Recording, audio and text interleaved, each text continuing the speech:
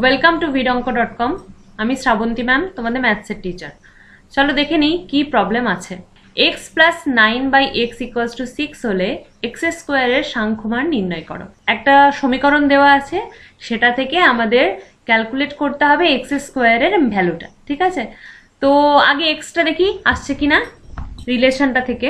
তো কি দেওয়া আছে, x plus 9/x equals to 6। ওকে, বা x square plus 9/x equals to 6। ওকে, বা x square plus 9 equals to 6x। এটা একটা দ্বিঘাত সমীকরণ আসবে।